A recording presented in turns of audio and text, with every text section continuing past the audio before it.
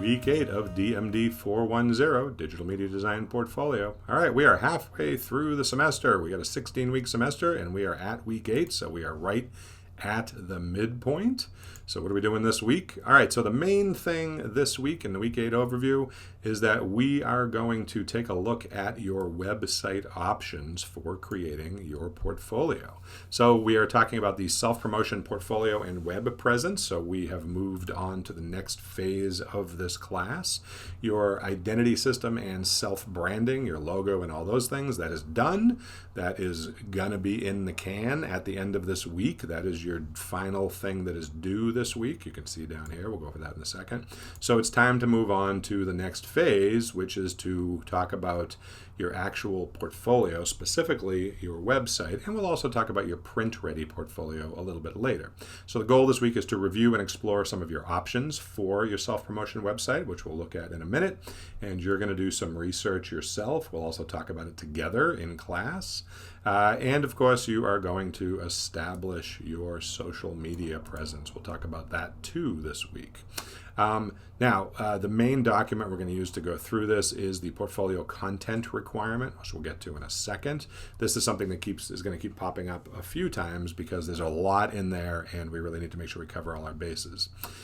So before we do that, let's talk about what's due this week. At the end of this week, end of the day, Friday, your final revisions for your self-branding identity system are due. So that means your logo, your style guide, if you did the business card and the letterhead, all of those things are due at the end of this week. Now, of course, you've gotten feedback from me on multiple pieces as well as your classmates. So you're going to fine-tune everything based on the feedback that you got and put it together in a final deliverable for the end of this week. So make sure you check that out.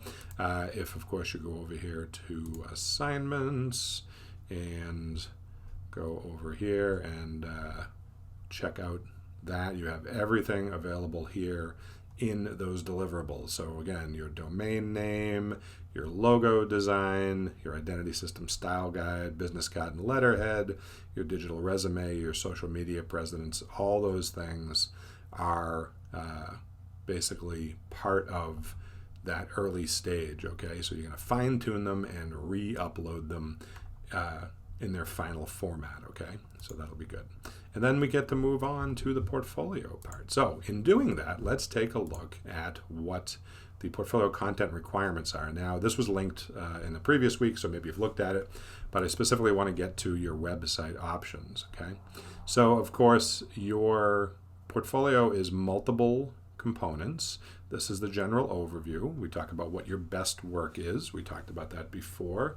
We talked about the number of projects, right? And putting things in context and all that. Now, the next thing we really want to talk about as we get into this is sort of the self-promotion website and how you can build this. Now, you are not expected in this class to build a website from scratch. We're not writing HTML code here.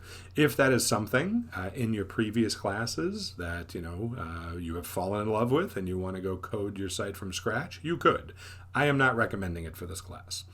We have some options here that are much more conducive to what we are doing here and the type of content we are creating. Now, whatever option you end up using, you do need to create these sections on your website. You need to have a home page or a landing page, basically the first page that people land on when they visit your portfolio page.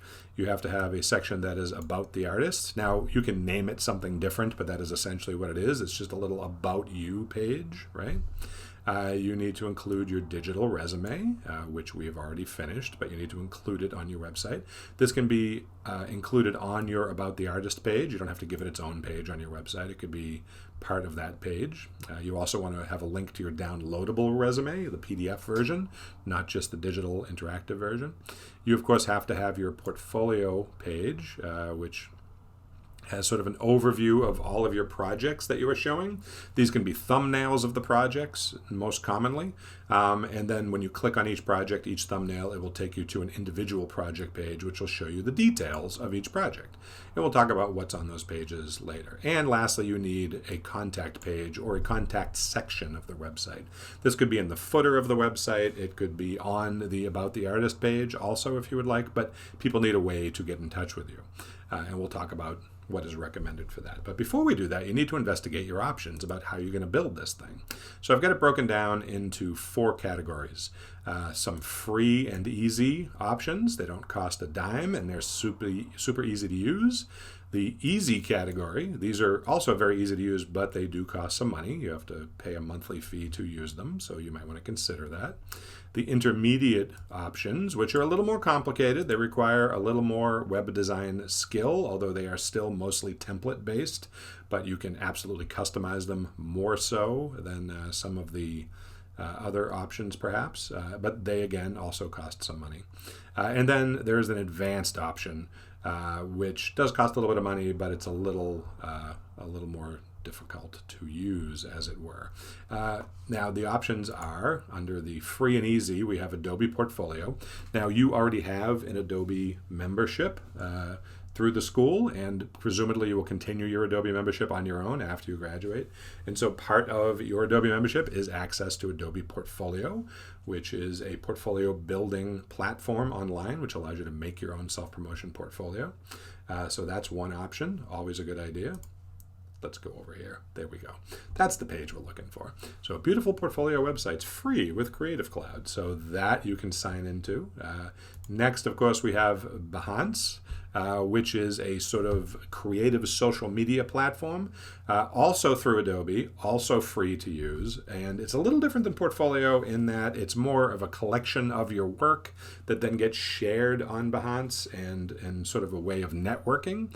Now, you can do both. You can certainly build yourself an Adobe Portfolio page and then build yourself a Behance page, and they can actually be linked together using the built-in Adobe tools.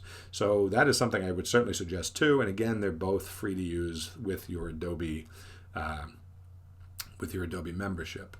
All right, so next, under the just easy category, although not free, we have Format. Format is a really great web builder. Now, it's specifically geared towards photographers. However, that being said, they do a really good job on making web pages for portfolios for all creative types. So Format is certainly an option. And I have a little blurb about each one here so you can read a little bit more.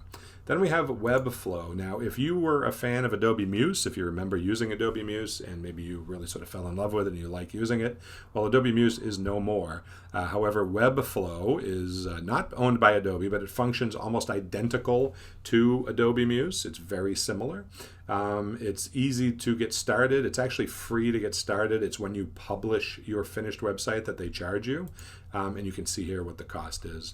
It's a monthly fee. So if you really like that sort of thing, a builder like Adobe Muse, then maybe you will want to go with Webflow. It also gives you the ability, if you do like to write a little bit of code, to get under the hood and put in some HTML and CSS to customize it. Or you don't have to. You can simply use the WYSIWYG building tools. Okay, next, under the intermediate section, we have Squarespace. Squarespace is template-based, so you would think I would put it under the easy section, but their templates are sort of imminently customizable. You can use the templates right out of the box, but that's no fun. You want to get under the hood and really customize every little aspect of it. And when you do that, it really becomes more of an intermediate type experience, but allows you to create a really unique personal page. So you start out with one of their templates, but then customize the heck out of it. So that is Squarespace. They do offer 50% off for students, which is pretty great. If we click this link here, we can see that they have their student pricing page. So you definitely want to check that out. It's half off for students. So since you're students, take advantage of that if you want to use Squarespace. And then the last option is Weebly. Now, Weebly is actually pretty easy to use. It sells itself as for people who are less tech savvy. But the reason why I put it in more advanced is because it's template based, but I find their templates to be a little more complicated to use than, say, Squarespace. So that's sort of the idea with that. Now, what's your job this week? Well, your job is to more thoroughly investigate all of these options and decide which one you want to use to build your online portfolio, because you need to decide that quickly because we need to get building. There's a lot to do. As you can see on this page, there's a ton of things we need to consider, both for your portfolio website and your print portfolio, which we are going to be doing. Now, we do need to build the two simultaneously because they're going to share a lot of the same content. So it's important to really sort of nail down your process first. So step 1 this week is decide which of these platforms you want to use. Now, that being said, these are the platforms I am recommending, that I have had good luck with, that I know a lot about, that they all seem to work really well, and students have had some good experiences with them. But that is not, you are not limited to just those. If you have a different way you want to make your portfolio website, then let me know and we'll talk about it. All right, we'll go from there, okay? Okay, so that is it for this week. When I see you next, we're going to dive deeper into the portfolio content requirements. We're going to really start uncovering all of this stuff. So there's a lot to go over. But for now, go figure out what type of website builder you're going to use, okay? All right, so if you have any questions, thoughts, or concerns, if you want to go over anything, you know where to find me. You can catch me on Zoom, email me, whatever. I will talk to you soon.